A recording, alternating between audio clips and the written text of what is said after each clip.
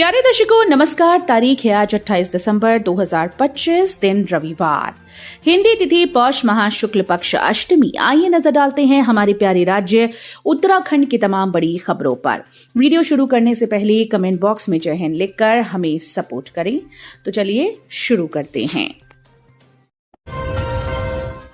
अंकिता भंडारी हत्याकांड, सड़कों पर दिखा कांग्रेस का आक्रोश, सीबीआई जांच की मांग, निकाला कैंडल मार्च।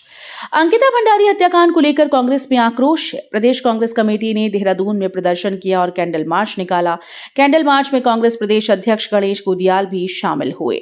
उन्होंने कहा कि अंकिता की हत्या केवल एक अपराध नहीं बल्कि भाजपा की सत्ता संरक्षित व्यवस्था द्वारा की गई न्याय की सुनियोजित हत्या है। ये शर्मनाक है कि एक बेटी की जान जाने के बाद भी भाजपा सरकार आरोपियों को बचाने में लगी रही। उन्होंने मामले में सीबीआई जांच की मांग की।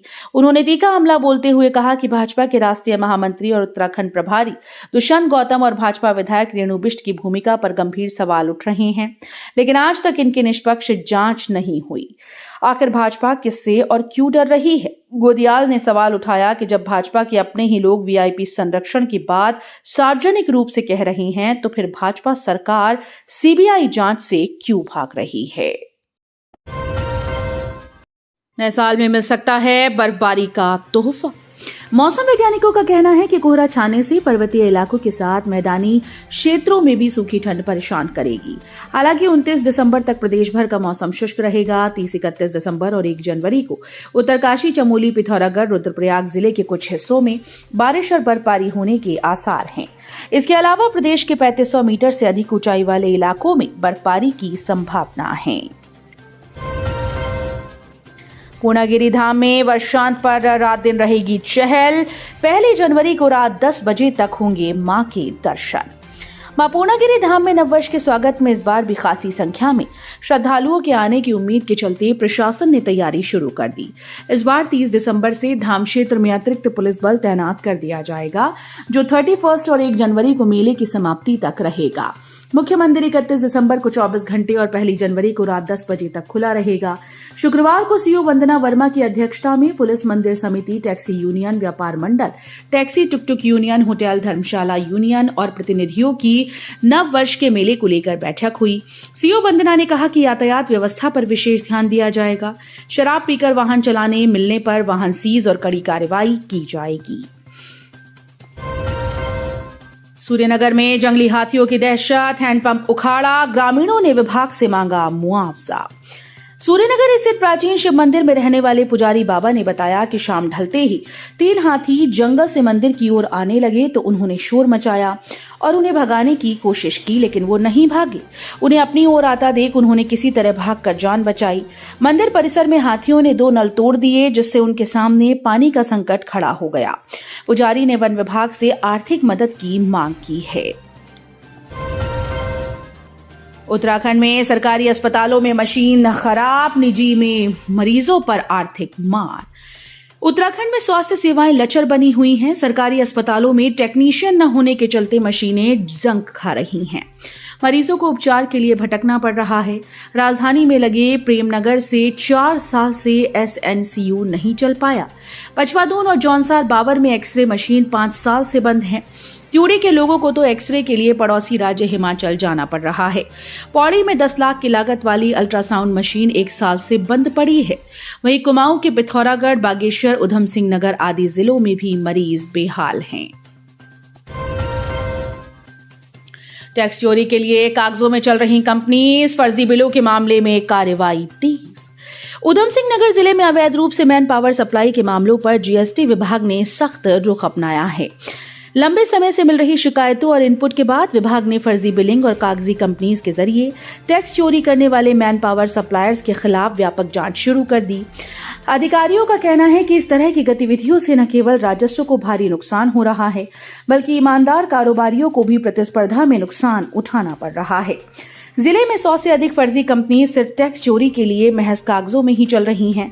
जांच के दौरान सामने आया कि कुछ मैन पावर सप्लायर बिना किसी वैध पंजीकरण और वास्तविक कर्मचारियों के नाम पर कंपनीज बनाकर उद्योगों और संस्थाओं को श्रमिक उपलब्ध कराने का दावा कर रही हैं।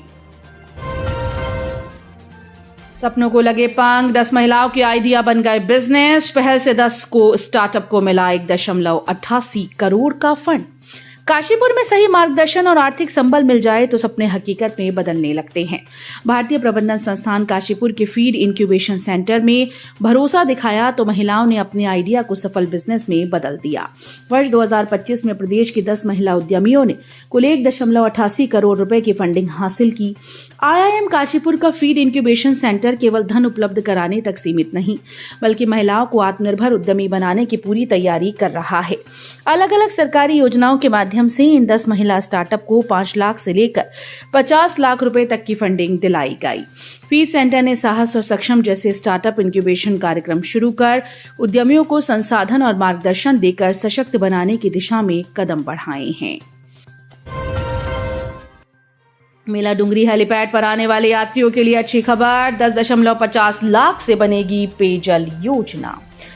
बागेश्वर जिले के गरुड़ मेला डुंगरी हेलीपैड पर आने वाले यात्रियों और वहां तैनात कर्मचारियों के लिए अच्छी खबर है।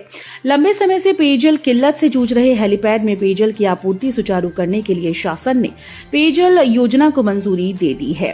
करीब 10.5 लाख रुपए की लागत से बनने वाली इस योजना का निर्माण पूरा होने के बाद हेलीपैड पर पेयजल की आपूर्ति सुचारू होगी। वर्तमान में मेला डुंगरी हेलीपैड के लिए पेयजल की अलग से लाइन नहीं है।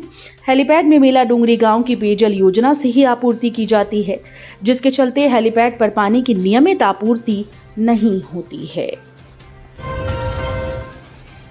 ना तो एटीएम कार्ड और ना ही नेट बैंकिंग, फिर भी साइबर ठगों ने शिक्षक के खाते से उड़ाई 7.35 लाख की रकम। साइबर ठग ने शिक्षक के खाते से 7.35 लाख की रकम साफ कर दी। खाते से यह रकम अजीबोगरीब तरीके से निकाली गई। इस खाते का ना तो उन्होंने एटीएम कार्ड लिया था और ना ही नेट बैंकिंग। ये बैंक खाता गन्ने की पेमेंट के लिए खुलवाया गया था। शिक्षक ने इस बाबत पुलिस को तहरीर दी। पुलिस मामले की जांच कर रही है। सिविल लाइंस कोतवाली क्षेत्र के आदर्श नगर निवासी विनोद कुमार कलियर थाना क्षेत्र के इमलीखेड़ा स्थित प्राथमिक विद्यालय में शिक्षक हैं। उनके यहाँ खेती भी होती है। उन्होंने गन्ने के पेमेंट के लिए रुड़की के रामनगर स्थित स्टेट बैंक ऑफ इंडिया में एक खाता खुलवा रखा है। इस बैंक खाते का ना तो इनके पास एटीएम कार्ड है और ना ही नेट बैंकिंग का इस्तेमाल करते हैं। 23 दिसंबर को उनके बैंक खाते से पहले 5 लाख और इसके बाद 2,35,000 की रकम साफ हो गई और इसका मैसेज भी उन्हें नहीं आया। अल्मोड़ा में तेंदुए का डर, डीएफओ का कांग्रेसियों ने किया घेराव। अल्मोड़ा नगर में तेंदुए की बढ़ती सक्रियता से लोग दहशत में हैं। आवाजाही के दौरान लोगों को जान का खतरा बना रहता है। इससे नाराज कांग्रेस कार्यकर्ताओं ने शुक्रवार को प्रभागीय वनाधिकारी सिविल स्वयं वन प्रभाग का घेराव किया।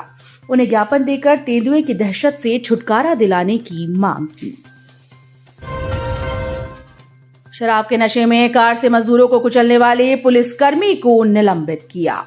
नैनीताल के तल्लीताल में बृहस्पतिवार को हुए सड़क हादसे का संज्ञान लेते हुए एसएसपी ने आरोपी पुलिसकर्मी को निलंबित कर दिया है। एसएसपी ने कहा कि कानून सबके लिए बराबर है, चाहे वो पुलिसकर्मी ही क्यों ना हो।